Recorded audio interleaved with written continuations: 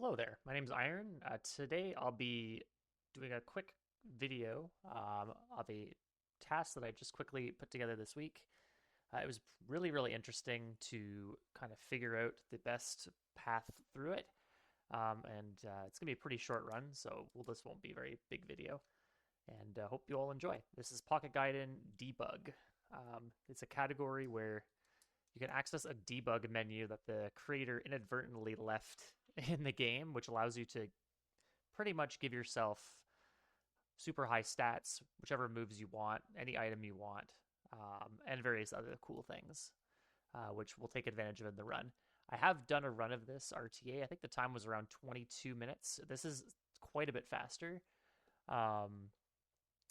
mainly because I just found far better ways to actually go through the game and found some neat tricks. So most of this can actually be replicated RTA, but some of it requires a bit of luck. And I'll talk about that as we go through here. So what I'll do is I will start from the beginning.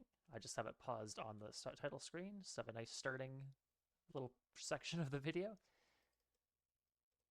And time will start after the BIOS screen and when the Pokemon black screen with the white text is first visible. But I've already kind of calced out what the total number of frames is, and I'll enter in that, and I'll let you know what the exact time is at the end. So I don't even know what the final time is at this point because I just finished working on this like 20 minutes ago. All right, here we go. So this game was created by a creator called Ocean or Manta, and came out around 2000, I believe. There is an any percent run that doesn't use the debug, and it's quite a bit slower because you have to actually do a bit of grinding and do some setup. Pretty much the premise of this task is you're playing as a farmer named Pulp who farms berries, and he wants to move to Hanju City to make a little bit more money. He doesn't have a lot of money to actually make the move. That's kind of the premise of the story.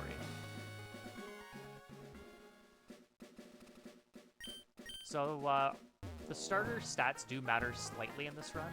They are determined as soon as you clear that last text box in that intro. That's something I've determined. The Dedenne, which is the starter Pokemon I'll be using for the entire run, it's the sassy nature. The speed doesn't really matter because we're going to have an item to deal with that later. And it has pretty high special attack neutral. I think it's 27 or higher, which is pretty much all you need. It is ideal to have really high special attack, like plus special attack, but it's not a huge deal. Anyway, that was a very fast debug menu. Pretty much what we did here is we replaced Dedenne's moves, all 4 of them.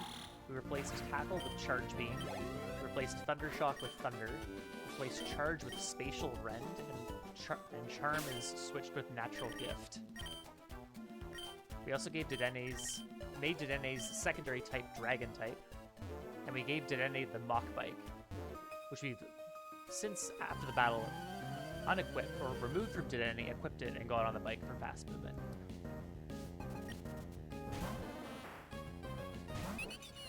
And we're going to go in here, we're going to give Dedenne the Quick Claw, and also give Dedenne max special attack. So, a lot going on here. The first fight, Zigzagoon. The first fight we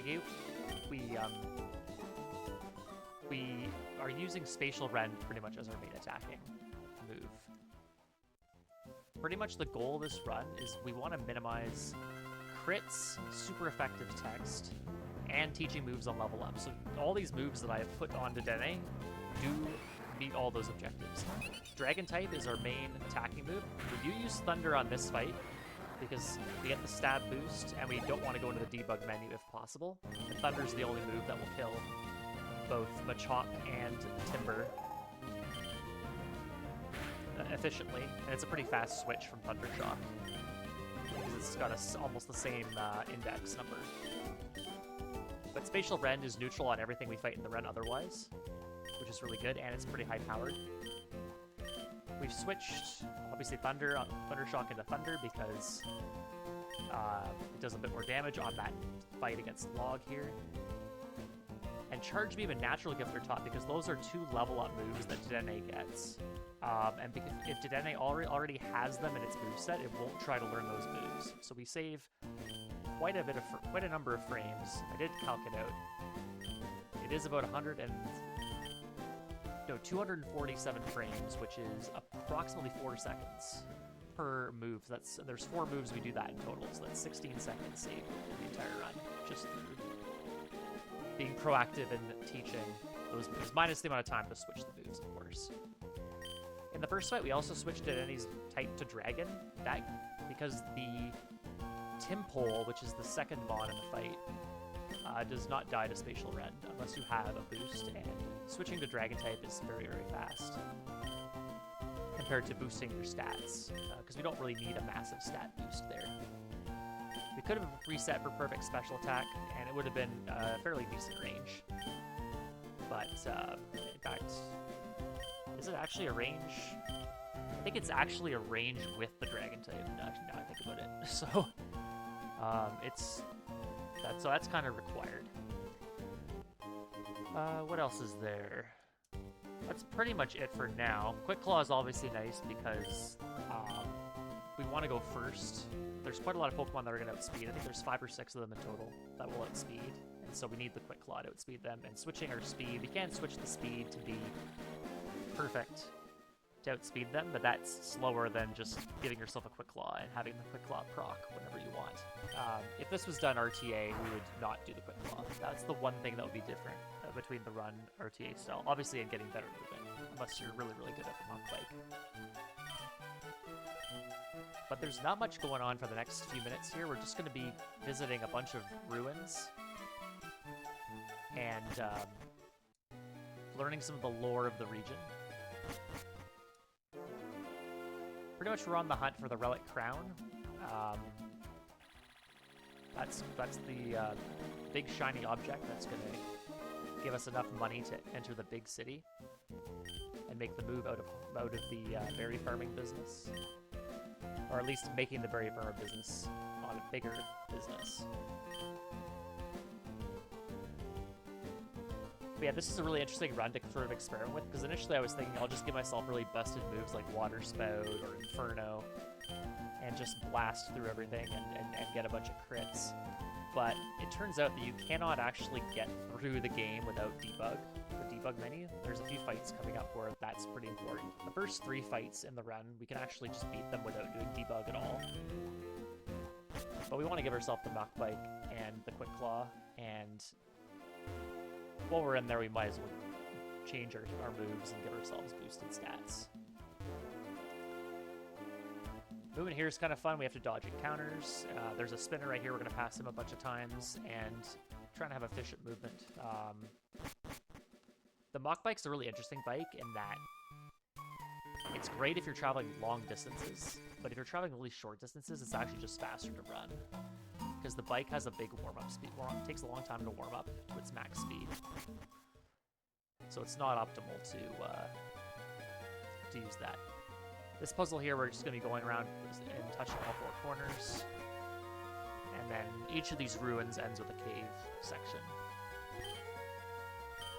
One thing I did test is to see if you could escape rope out of here. You can give Dedenne an escape rope in the debug menu, but that does not work. So you do have to bike out of here, unfortunately. That would have been a pretty nifty little time save. There's certain items that the game probably recognizes that, or doesn't recognize that you should have at this point, because if you play this game, items are pretty meager. There aren't a lot of Pokeballs, there aren't a lot of potions. There isn't a lot to go with in the overworld. So there's a lot of items that might not... The game might not know what to do with them properly. So that's kind of funny. We're just kind of making our way into our 3rd ruin here. This one looks pretty cool. This is pretty hard to do on the bike, for sure.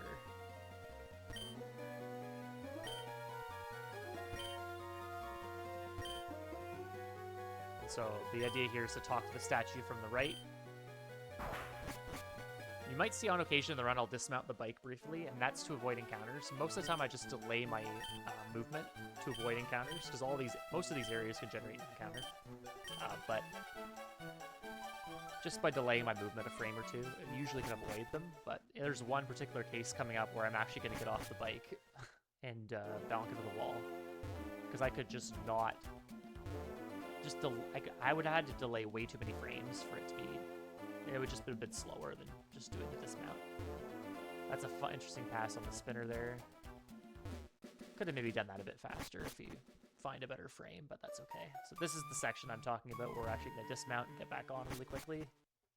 It is a bit slower because you do have to warm that bike back up to its full speed.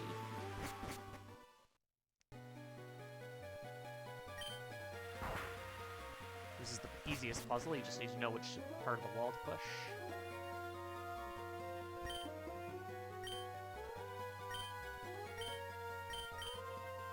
And we are now off into the final section of the run, which is where all the fun and interesting fights are.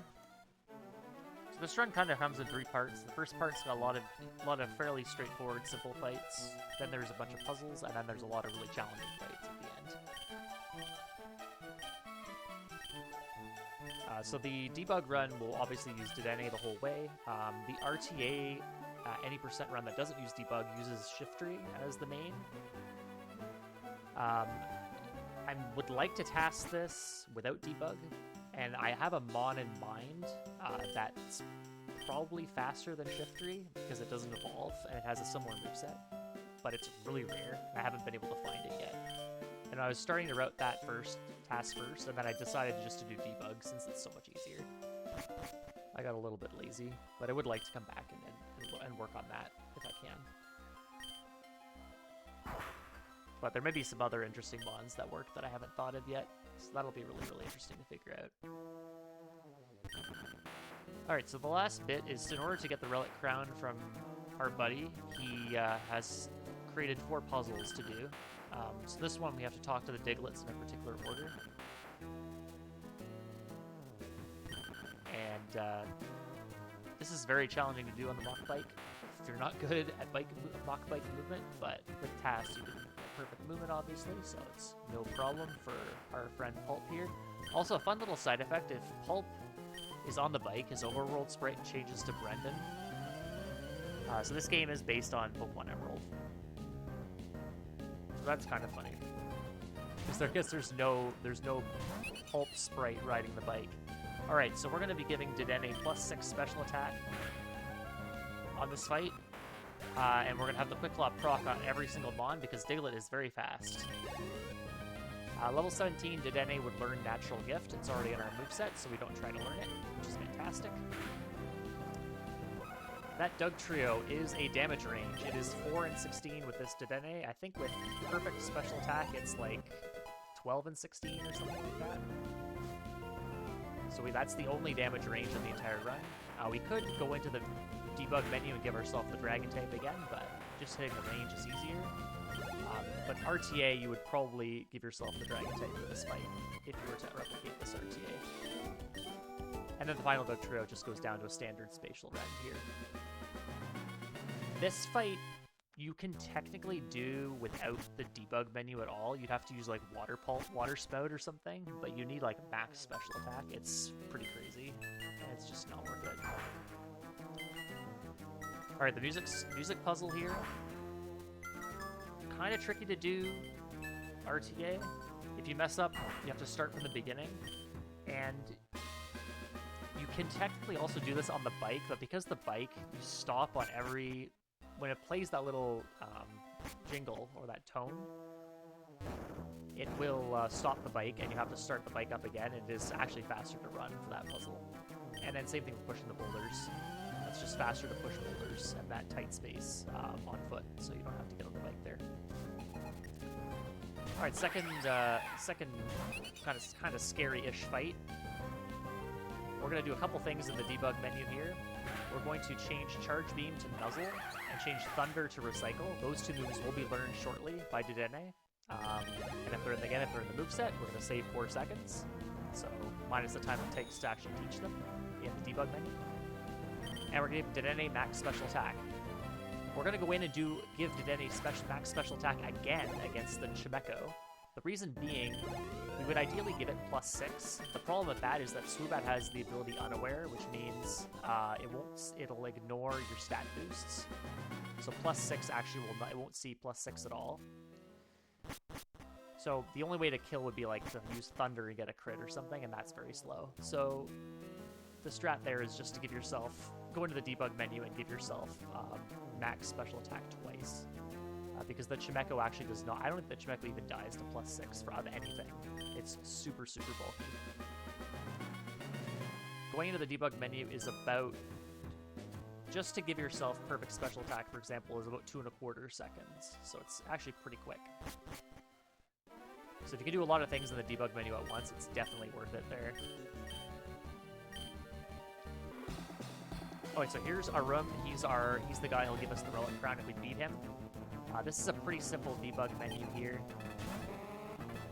We're going to give ourselves +6 special attack. It is slightly faster to give yourself +3 special attack. The way the debug menu works is it actually just is less inputs to get to +3 than to +6. But unfortunately, you need +6 for all these fights. You cannot go to +3. A couple quick claws proc on this fight. Smeargle and Dugtrio is necessary. And Dedenne is going to learn, it would learn Nuzzle at 25, and then it's going to learn, try to learn Recycle at 28. But we're not going to learn those two moves. And then Natural Gift actually stays in the moveset the entire run, just is not used. It's funny coincidence, Natural Gift is actually used, one of the primary moves used in the any percent run, not the debug. We're just going to spam our good friend Spatial Rend here.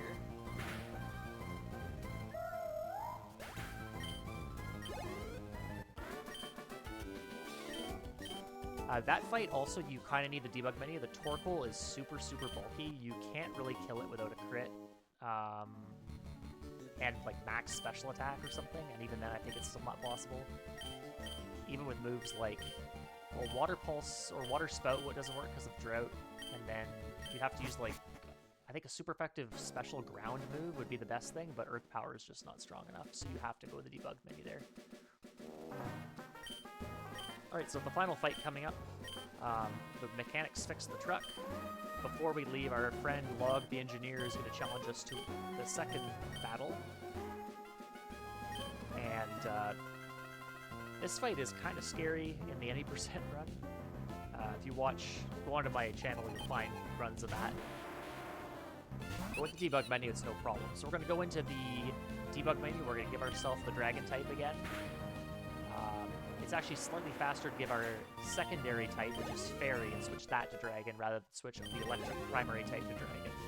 They're pretty close, but the secondary type is faster. And once again, going to +6 special attack. +6 special attack is required for all the Mons, but Dragon type is needed to give a slightly larger boost for one of the Mons coming up here.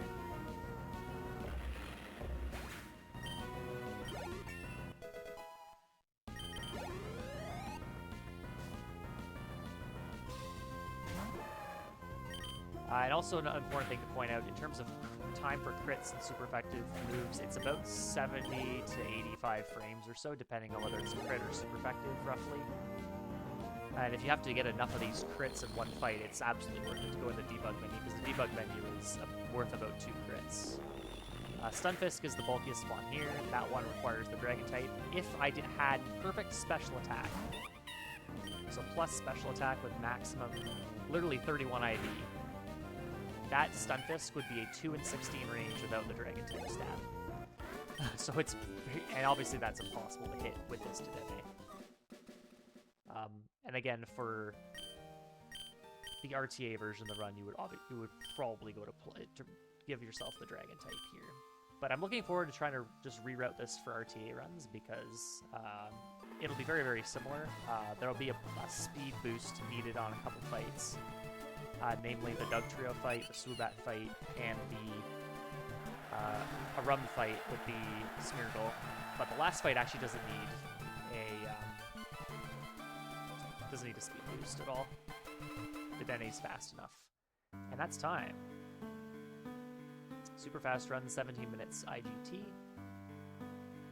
So in total, that run is 64,881 frames long. But take off the 287 from the BIOS intro, so it's 64,594. So that is 17 minutes, 56.67 seconds. So that's super cool. I was hoping to get sub 18, and I did. So that's super, super rad. Pretty happy about that. There could be a few little bits of time saved there, like dismounting the bike on that one section. I don't know what else. Maybe getting the perfect special attack to Dene, which would save you switching to Dragon type for the final fight. That would be great. There wouldn't be a range, or there'd be a better range on that Doug trio, on that Diglett Doug trio fight, so that might be a little bit less of a delay there. And then I think the first fight you might have had a better roll. You may not need to switch to Dragon type there as well, but. And maybe the moves I've switched to throughout and used throughout the entire run aren't optimal. Who knows? But I'm pretty sure in terms of avoiding super effective text, Spatial Rend is the best move. There are a number of other Dragon type moves that are stronger, but they either drop your stats like Draco Meteor or recharge moves like Roar of Time, or they hit multiple times like Outrage. So Outrage would be great if all the trainers had 3 Mons or less, but most of them do not, so it would actually just be the final 2 fights that Outrage would be very helpful. But that could be really interesting. I might look into that, because that might work well. You might be able to pair up Spatial Rend with Outrage, and you might save a little tiny bit of time by using Outrage for a couple of the Mons. But yeah, that's pretty much it for this TAS. Hope you all enjoyed. Feel free to ask any questions, drop a like, and see you for the next TAS whenever I put that out. Or I do RTA runs of various Pokemon speedruns as well, so feel free to check those out if you're interested. But otherwise, I hope you enjoyed, and see you next time.